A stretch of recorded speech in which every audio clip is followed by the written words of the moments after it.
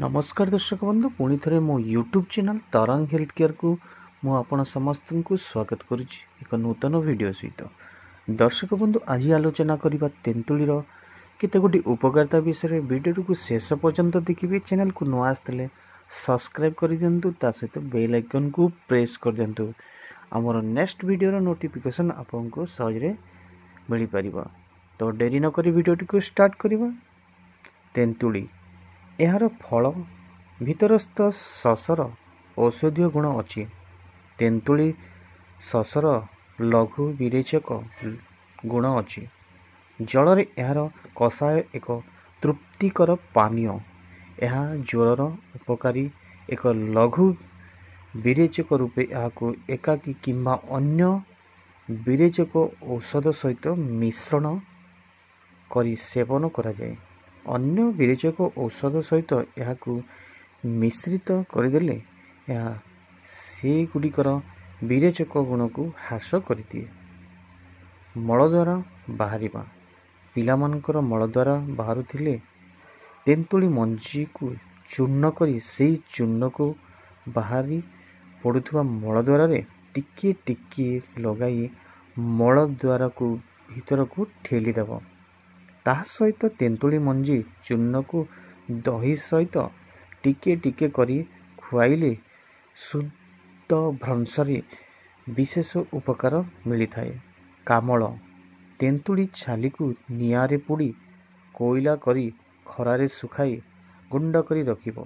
से चूर्णरू 10 ग्राम सहित छेली मूत 40 ग्राम मिसाई सकाळे खाली पेटरे पियाइले कामल रोगर विशेष उपकार मिलता है।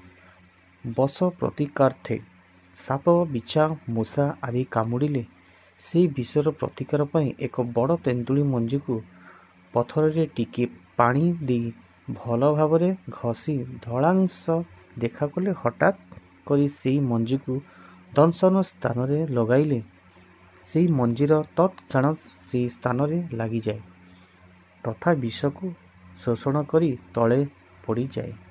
अतः मंजी पड़ीगला परे अन्य एक मंजी को सेही भली मंजीर तलपटे चोपा छाड़िबा पर्यंत घसी संगे संगे लगाई देव। एहीपरि जेतेबेले पर्यंत विषर प्रभाव रहिबो सेतेबेले पर्यंत तेंतुली मंजी लगी जाउथिबा एवं विष टाणिबा परे पड़ी जाउथिबो। तापरे आउ एक मंजी सेही भली क्रिया करी लगाउथिबो। जदि विष बहुत थिबो अनेक गुड़िए मंजी लगाकू पड़ी पारे। जेतेबेले आउ तेंतुली मंजी सेही स्थान रे न लागिला विष सरीगला बोली जानिबो। विष को टाणीथिबा सेही मंजी गुड़िक एकत्र करी पानी रे माटी रे पोतिबो। मंजी लगाइबा पूर्वरु दंशन स्थान को ब्लेड रे टिके काटी क्षत करी तेंतुली मंजी लगाइले से शीघ्र लगी जाए। अंडकोश वृद्धि रे तेंतुली पत्र को गोमूत्र सीझाई अल्प उषुम थाई अंडकोश रे बांधी लेंगुटी पिंधिब। यह द्वारा अंडकोश रे पानी सुखी जाए। अंडकोश हाइड्रोसिल वृद्धि भल हुए। शरीर रे कोनोसी अंगरे आघात किंबा मोडी हुई वेदना हेले तेंतुली पत्र को पानी रे सीझाई गोटी कनारे बांधी सेक देव एवं ताको अल्प उषुम थाउ थाउ सेठारे बांधिले व्यथा कमिजिव। धातु विकार तेंतुली मंजी को अल्प सीझाई तार चोपा बाहर कर दे सुखाई सेही मंजी को कुटी गुंड करी सेतिरे समान भाग मिश्रित गुंड मिसाई रखिब। सकाळ संध्या 1 चामच लेखाएं गाई दूध सहित सेवन करिब। यह बीज को पुष्ट करी बल एवं स्तंभन शक्ति बढ़ाए। पुरुष मानकर धातु विकार स्वप्नदोष स्त्री मानकर सोमरोग श्वेत प्रदर बहुमूत्र आदि नियमित किछि दिन सेवन कले चमत्कार लाभ दृष्टि गोचर हुए। यही गछर काठ कीट मानकर आक्रमण प्रतिरोधक एवं बहुल भावरे कृषि जंत्रपाति घरकरण जिनिष गृह साज सरंजाम इत्यादि ନିର୍ମାଣ ପାଇଁ ବ୍ୟବହୃତ ହୁଏ।